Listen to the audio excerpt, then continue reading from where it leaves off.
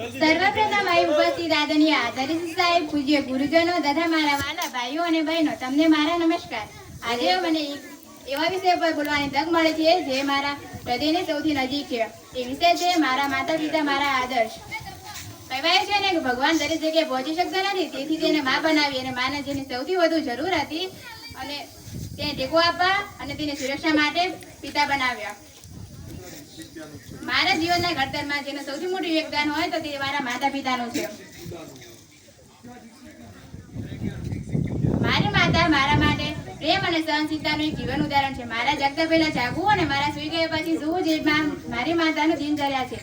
જ્યારે આપણે નિષ્ફળ થઈએ છીએ ત્યારે આપણે આપણી માતા હિંમત આપે છે.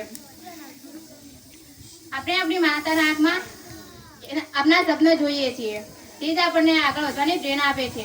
કહેવાયું છે ને કે જેની પાસે માં છે તેની પાસે બધું જ છે. માં એ સૂર્યપ્રકાશની જેમ હોય છે, જે અંધકારમાં પણ આપણને સાચો માર્ગ બતાવે છે.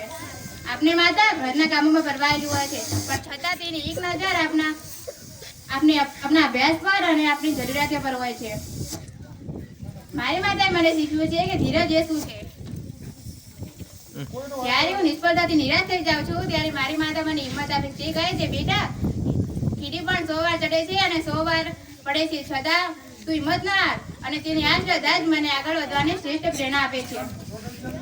માતા ઘરનું હૃદય છે તો પિતા ઘરની આધારસ્તંભ છે.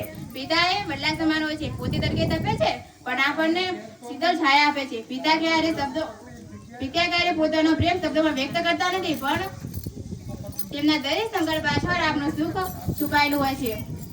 મારા પિતાએ મને શીખ્યું છે કે પ્રામાણિકતા અને શિસ્ત વગરની સફળતા એ હંમેશા નકામી છે. મારા પિતાએ મને શીખ્યું છે કે પ્રામાણિકતા જીવવું અને દરેક મુશ્કેલીમાં અડીખમ ઊભું રહેવું તે જ સાચી મદાઈ છે. સવારથી સાંજ સુધી લોહીનું પાણી કરીને મહેનત કરીને પિતા જ્યારે સાંજે આવે છે ત્યારે આપણે જોઈને પિતાના ચહેરા પર જે સ્મિત થાય છે તે જ આપણા માટે દુનિયાની સૌથી મોટી મૂડી હોય છે. મારા પિતા મને શીખ્યું છે કે દીકરી, ભણી ગણી તું એવી બનજે કે તારી કોઈની સામે હાથ લંબાવવા ના પડે, પણ તું બીજાને કંઈક મદદ કરી શકે.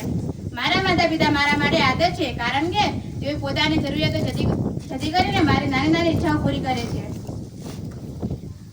પુસ્તકો આપણને માહિતી આપે છે, જ્યારે માતા પિતા આપણને જીવન જીવવાની સમજ આપે છે. માતા પિતાનો પ્રેમ કોઈ શરતો પર આધારિત નથી હોતો.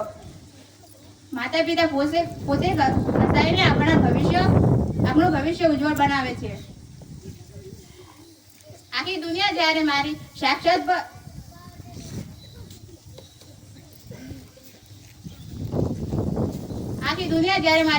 પર શંકા કરે છે ત્યારે મારા માતા પિતાને જ મારા ઉપર અટલ વિશ્વાસ હોય છે. અંતમાં એટલું કહેવાય વિશેષ કે આપણે મંદિરોમાં જઈને ભગવાનની પૂજા કરીએ છીએ, તેના કરતાં આપણા ઘરમાં રહેલા જીવતા અને જાગતા દેવ સમાન માતા પિતાને માન ના આપીએ તો તે બધું જ નકામું છે. આપણે આપણા માતા પિતાને માન આપવું જોઈએ. મારું આ જીવનનું એક જ લક્ષ્ય છે કે હું મોટી થઈને એવી બનીશ કે મારા માતા પિતાની ઓળખ મારા નામથી થાય અને તેમના આંખમાં ગર્વના આંસુ હોય. એટલે હું 2 પંક્તિઓ કહેવા માંગીશ. હજારો ફૂલો જોઈએ છે એક માળા બનાવવા માટે, હજારો દીવા જોઈએ છે એક આરતી બનાવવા માટે, પણ એક માતા પિતા જ આપે છે એક સંતાનનું સ્વર્ગ બનાવવા માટે, એક સંતાનનું જીવન સ્વર્ગ બનાવવા માટે. અંતમાં હું 2 પંક્તિઓથી મારી વાણીને વિરામ આપીશ. કંઈ કર્યા સિવાય પુણ્ય મેં જે મને આ પરિવાર મળ્યો, માતાના રૂપમાં પ્રેમ અને પિતાના રૂપમાં સંસ્કાર મળ્યો. નથી જરૂર મારે કોઈ મૂર્તિને પૂજવાની આ દુનિયામાં, કારણ કે મને મારા ઘરે જ મા બાપના રૂપમાં ભગવાન મળ્યો. જય હિન્દ, જય ભારત.